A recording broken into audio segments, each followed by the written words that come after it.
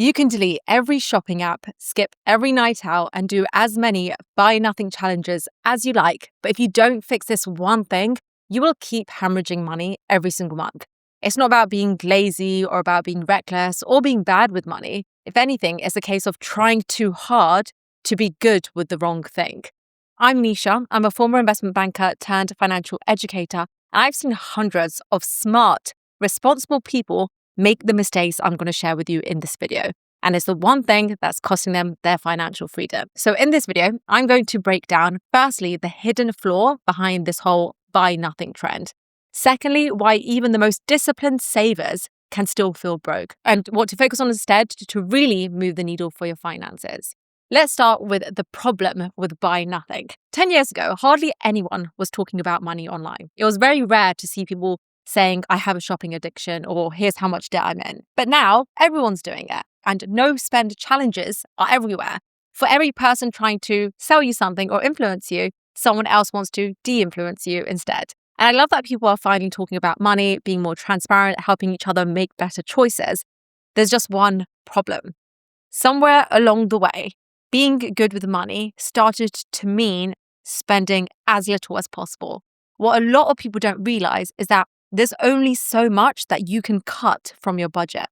You could give up takeaways, you could stop buying loads of new clothes, you could never see your friends and go out, but will that actually make you happy? The way I see it, even if you give up spending on these non-essentials, you're probably still stuck on the hamster wheel of having to work for your money.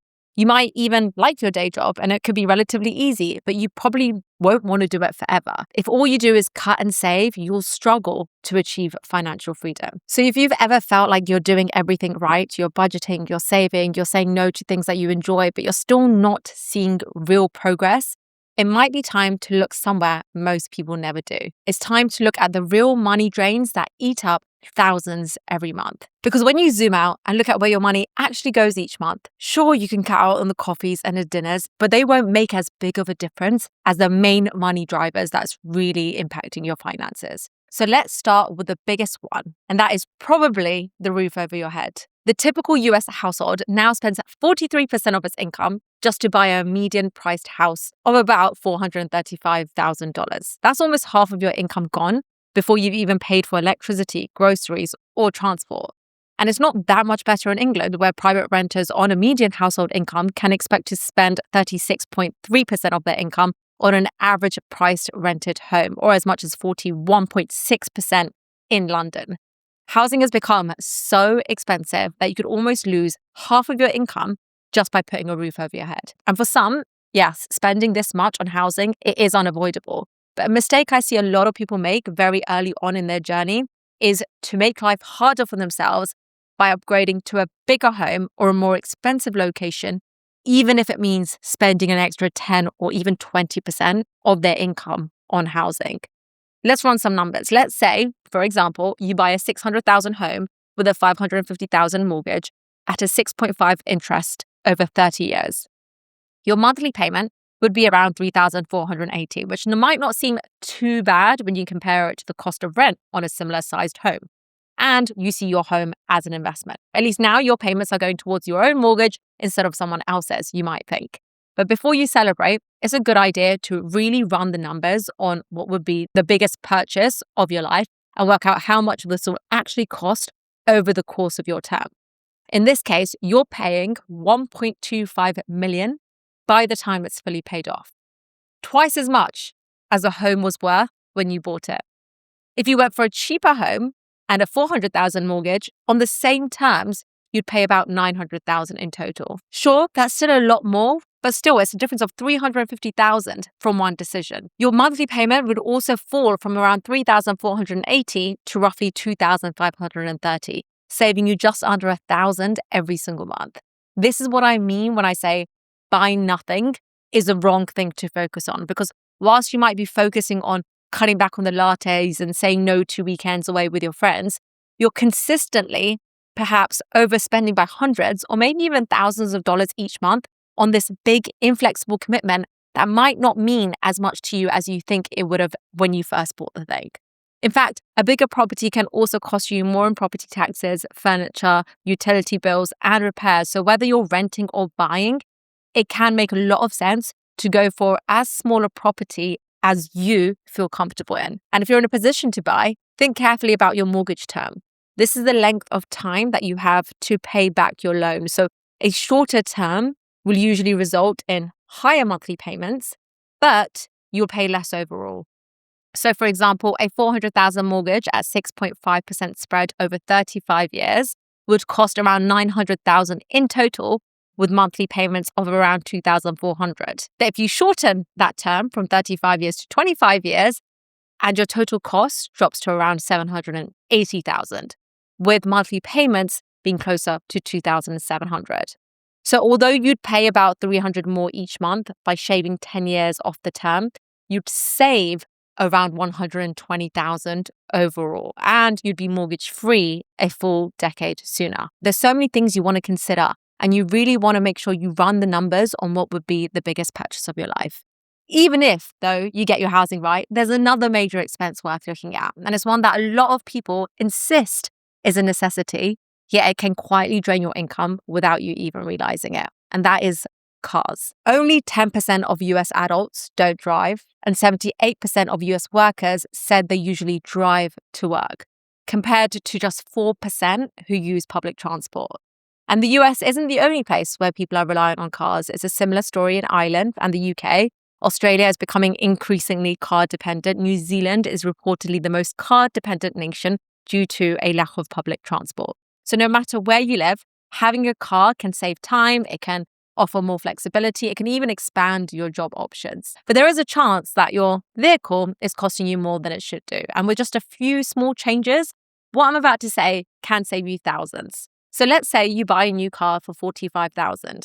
The average new vehicle, it loses around 40% of its value within the first 3 years, which means after a few years of normal use, that $45,000 car could be worth closer to $27,000. Now compare that to a 3-year-old car bought for $27,000 that you kept for another 7 years. Not only is it $18,000 cheaper, but the previous owners already absorbed most of the depreciation, so the value shouldn't plummet when you're driving it home.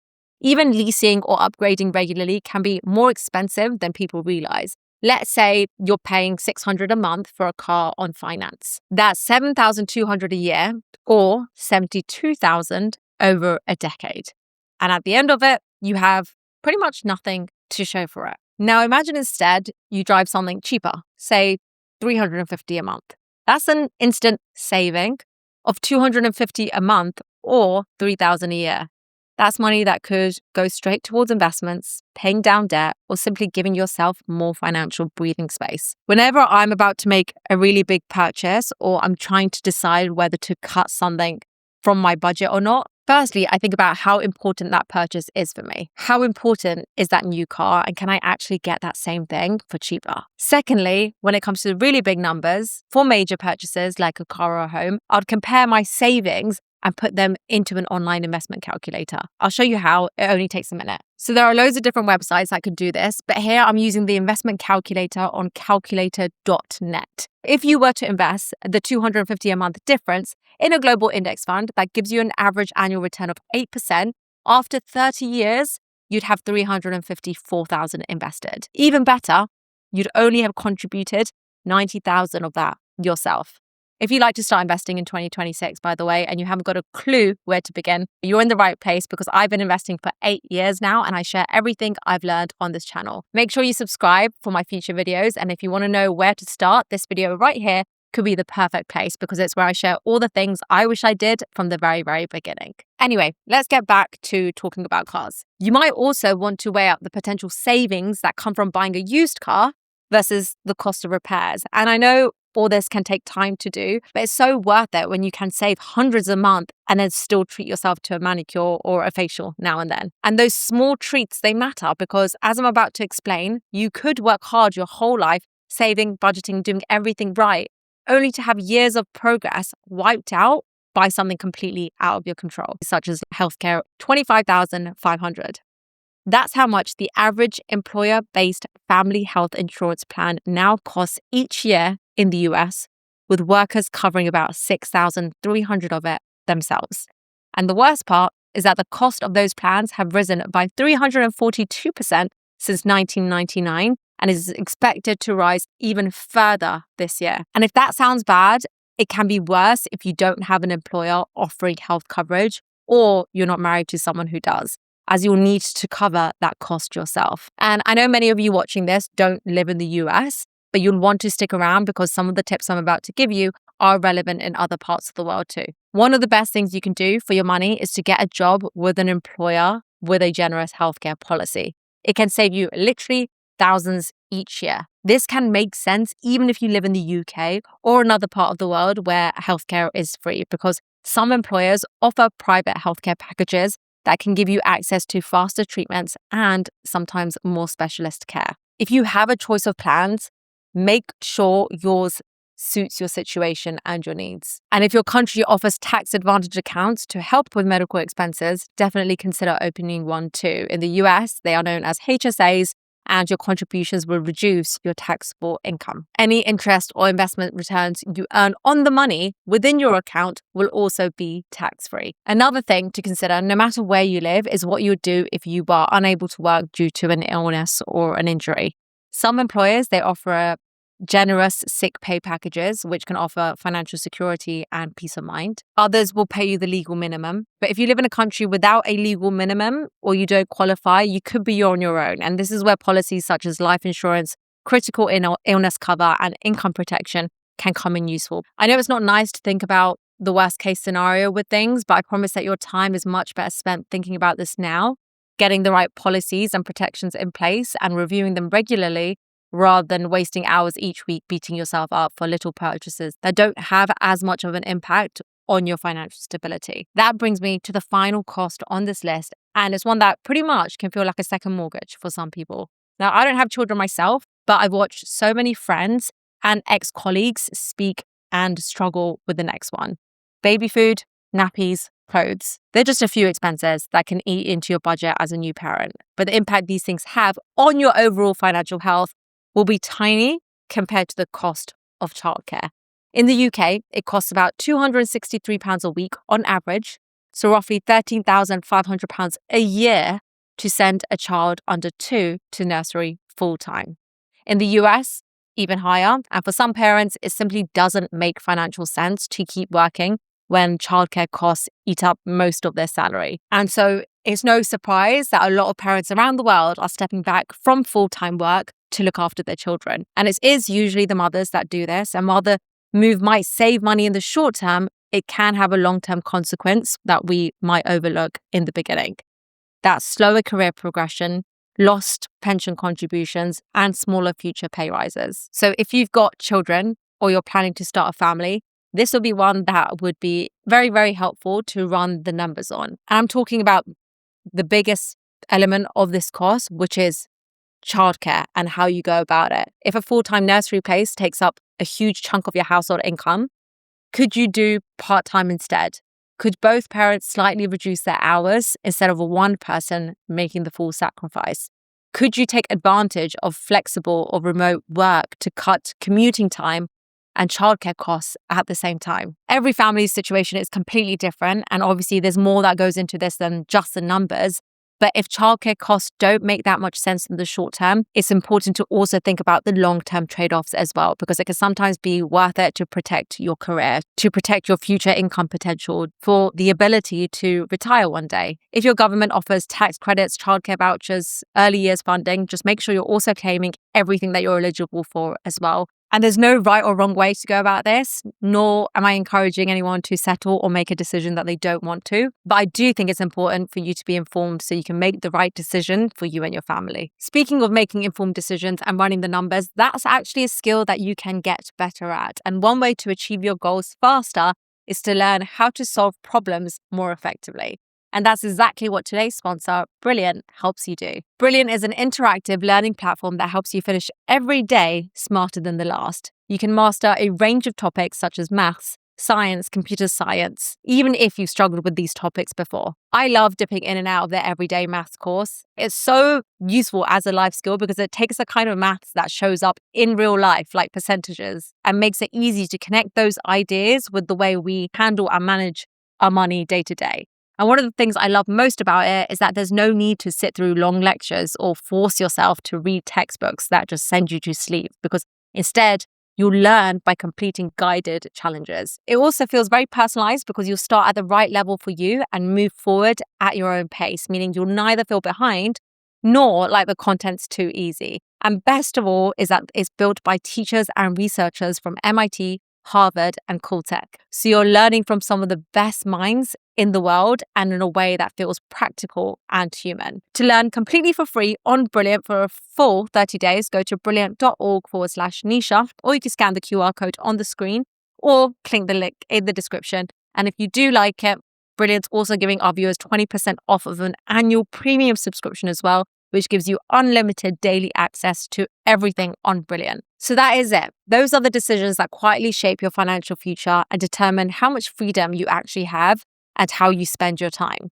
If you're spending thousands on a car you don't really need, or paying a mortgage so big that you can't sleep at night, it doesn't matter how many coffees you make at home or how many social events you'll skip.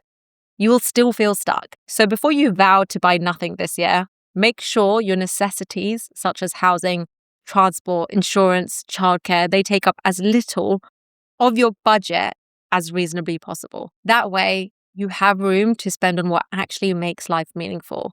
And that might look completely different for everyone. You might even choose to spend on travel, education, experiences, and a lot less about clothes or tech. Someone else might love a beautiful home, but be perfectly happy using public transport and cooking at home. This is what we call value-based budgeting, spending more on what aligns with your priorities and cutting back on what doesn't. This is something I talk about recently in this video right here. Life is short, but when you spend intentionally, every pound or dollar you earn starts working for the kind of life you actually want to live, not just the one that looks good on paper. If you found this video helpful, feel free to share it with someone who might need to hear it too. Thank you so much for watching. Don't forget to subscribe, and I'll see you next week.